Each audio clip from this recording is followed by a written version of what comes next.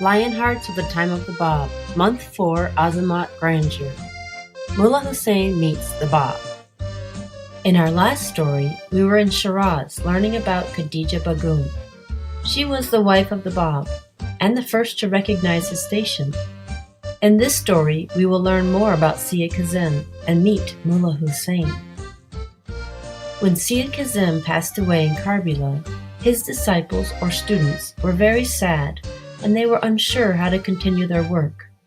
The most trusted and learned of Sayyid Kazim's students was not there. Mullá Husayn was on an important mission in Isfahan. He knew nothing of the death of his beloved teacher. 22 days after the death of his teacher, Mullá Husayn returned to Karbala.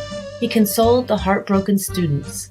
He encouraged them to obey their beloved teacher's last instructions. They were to purify their hearts. They must pray to God to be enabled to discover the Promised One. They must leave their homes to travel far and wide. To find him, they must search. Not for an instant should they rest. Mullá Husayn shared Sayyid Kazim's message with other followers. After some time, he left Karbala to search for the Promised One. This time, he was not alone. His brother and nephew traveled with him. The three travelers fasted and prayed for 40 days in the great mosque of Khufu. There they begged God to prepare their hearts. They beseeched God to guide them. Then they set out for Persia.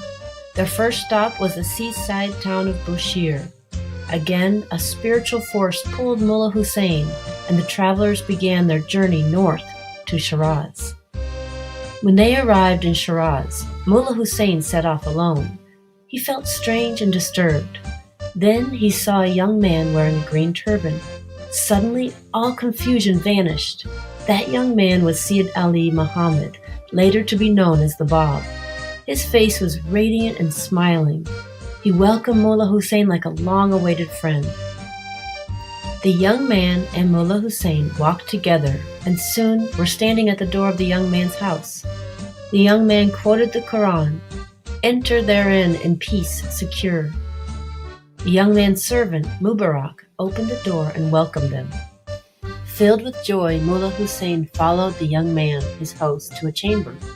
The young man prepared the tea as they talked. When the time for evening prayers approached, Mullá Husayn prepared to leave. The young man asked him to stay, and side by side the two prayed together.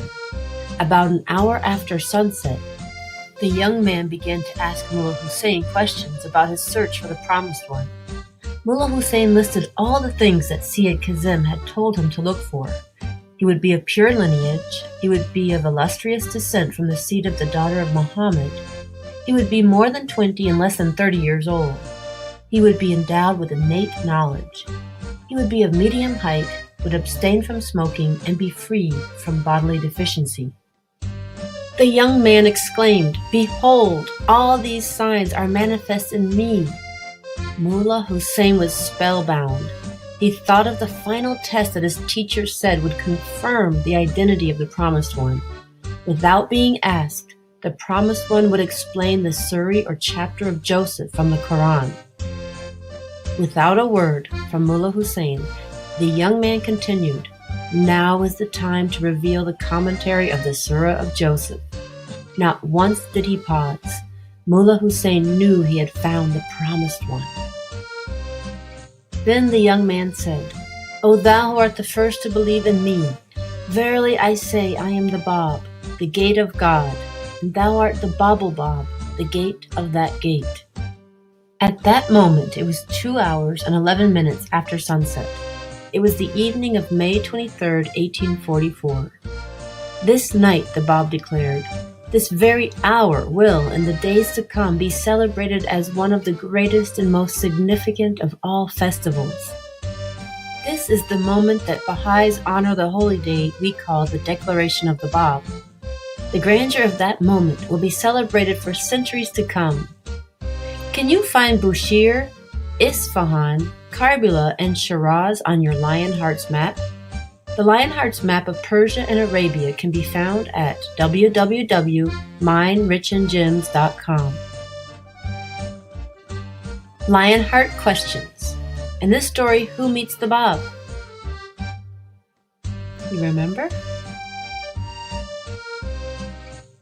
And number 2, what are the 2 attributes of Mullá Husayn that were mentioned in the story?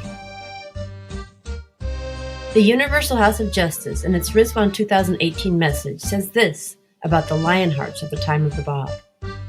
Heroines and heroes, may their example give courage to the youth who are once more summoned to the vanguard of a movement aimed at nothing less than the transformation of the world.